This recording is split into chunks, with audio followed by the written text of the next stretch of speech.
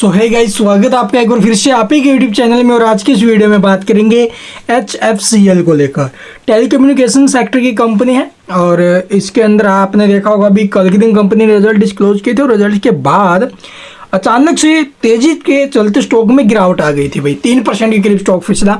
बहुत से निवेशकों के मन में डाउट, आखिरकार क्या है इस गिरावट के पीछे का रीजन, तो जानने की कोशिश करेंगे इस वीडियो में। और कल तो आपने देखा होगा मार्केट का भी बुरा हाल था, लेकिन मार्केट में ऐसा हाल होते हुए भी रिजल्ट आए, रिजल्ट के कुछ टाइम पहले जो स्टॉक है वो बिल्कुल पॉजिटिव था, ठीक है, लेकिन उसके बाद जो स्टॉक है वो एकदम से 3% फिसल गया। 1-1.5% के आसपास तेजी थी, लेकिन सीधा 3% नीचे, यानी टोटल 4.5 से 5% जो स्टॉक है वो ऊपर के लेवल से फिसला अभी कल तो, ठीक है। तो आगे के कैसे रहेंगे लेवल वगैरह डिटेल में डिस्कस कर देते हैं। रिजल्ट्स अगर आपने नहीं देखा है, ऑर्डर बुक वगैरह कैसी है कैसी नहीं, तो सब कुछ डिटेल में डिस्कस करेंगे।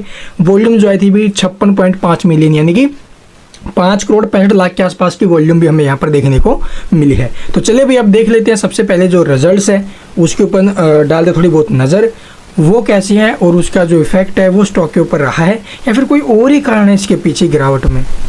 तो यहाँ पर आप लोग देखो भाई HFCL के जो रिजल्ट्स है वो कंप्लीट तो हम देखने से भाई सारा का सारा जो PDF हो उसके ऊपर मैं वीडियो बना चुका हूँ। अगर आपको देखना है तो वीडियो जाकर देख लो।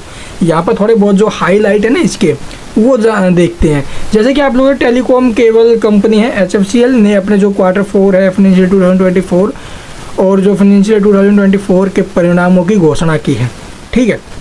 और Q4 फाइनेंशियल 2024 में जो राजस्व यानी कि जो रिवेन्यू है, ठीक है, वो Q3 की तुलना में 28.46% बढ़कर हमें जनाब 1326 करोड़ पर पहुंचते हुए नजर आया। तो यानी क्वार्टर टू क्वार्टर रिवेन्यू में ग्रोथ है, but year on year basis पर आप लोग देखोगे 7% के करीब, ठीक है, 7% के करीब जो रिवेन्यू है वो फिसला है। तो एक तो यहाँ पर नेगेटिव पॉइंट बनता है भाई, ठीक है, 7% के जो रिवेन्यू फिसला है ना ईयर ऑन ईयर बेसिस पर वो, लेकिन क्वार्टर टू क्वार्टर बेसिस पर 28.5% के आसपास रिवेन्यू में ग्रोथ है।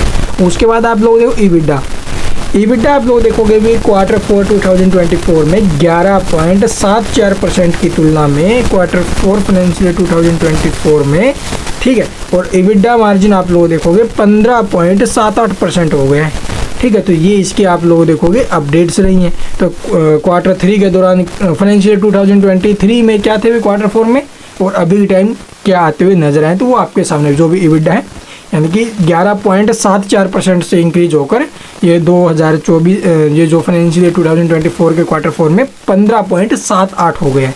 तो ये अच्छी बात है। उसके बाद आप लोग देखो EBITDA में increasing profit after tax margin है। प्रॉफिट मार्जिन में आप लोग देखोगे भी हमें इजाफा देखने को मिला है। प्रीवियस ईयर के सेम क्वार्टर से आप कंपेयर करके देखोगे 5.5% थे और अब पहुंच चुके हैं अभी 8.25%। यहाँ पर भी ठीक है। और वित्त वर्ष 2024 में निजी ग्राहक से जो राजस्व आया है, ठीक है, जो भी इसके निजी कस्टमर्स हैं उससे जो इसका राजस्व आया प्राइवेट कस्टमर से, वो आप लोग 74% है, जबकि वित्त वर्ष 2023 में जो ये आया था वो 83% था।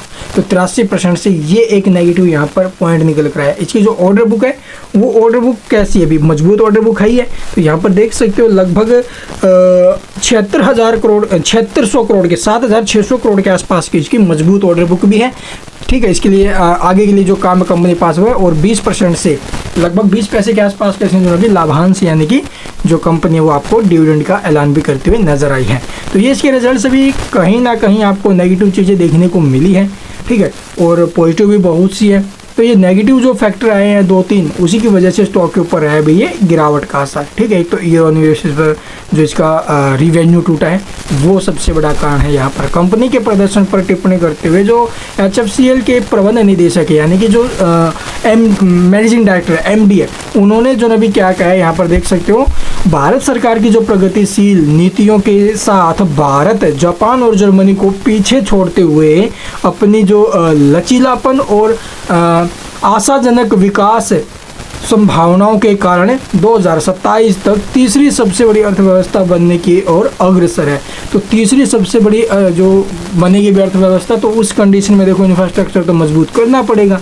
और ऐसी सिचुएशन में इन कंपनियों को जो है बहुत काम मिलने वाले आने वाले टाइम में। और इसके ऊपर आप लोग थोड़ा बहुत वीडियो को पॉज करके डिटेल में ये पढ़ भी लेना भाई, ठीक है। तो कुल मिलाकर ठीक है, लॉन्ग टर्म के लिए बहुत अच्छा बेनिफिट हो सकता है इस स्टॉक में। बट चलना पड़ेगा लॉन्ग टर्म के लिए, शॉर्ट टर्म में कोई बेनिफिट नहीं है भाई। तो चलो एक बार देख लेते हैं इसके आगे के लेवल्स कैसे रहेंगे, इस छोटी सी गिरावट को लेकर परेशान नहीं होना है। तो यहाँ पर आप लोग रिजल्ट्स बहुत अच्छे आए हैं अभी, ठीक है। कंपनी ने काफ़ी अच्छा प्रॉफिट बनाया है अब की बार प्रीवियस क्वार्टर से, प्रीवियस ईयर के सेम क्वार्टर से, ठीक है। बहुत अच्छा प्रॉफिट कंपनी ने बनाया। तो इन सबको देखते हुए स्टॉक में एक अच्छी खासी ग्रोथ हमें देखने को मिलेगी।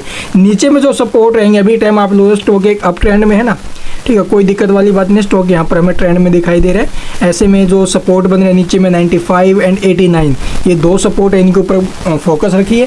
स्टॉक अभी टाइम 99 या 100 के आसपास है, और ऊपर में इसके जो टारगेट यहाँ से हमें देखने को मिल सकते हो भाई 112 और 118। तो ये टारगेट हमें रिजल्ट्स के बाद स्टॉक में देखने को मिल सकते हैं अगले, यानी कि स्विंग ट्रेड के लिए अगर आप लोग ट्राई करना चाह रहे हो तो 95 और 89 जो आपको दोनों में से बेस्ट सपोर्ट लगे उसके हिसाब से ऊपर में ये टारगेट हमें आते हुए नजर आ सकते हैं इस रिजल्ट्स के बाद। तो गिरावट को लेकर परेशान नहीं होना है। ये जो अचानक से गिरावट बनी है वो रिजल्ट्स के तुरंत बाद आई है, लेकिन रिजल्ट्स अगर ध्यान से देखोगे, कंप्लीटली देखोगे तो बहुत अच्छे आए हैं, ठीक है। तो इसका जो इफेक्ट है वो हमें बिल्कुल पॉजिटिव देखने को मिलेगा, बट उसके लिए पेशेंस जरूरी है। Thank you for watching the video.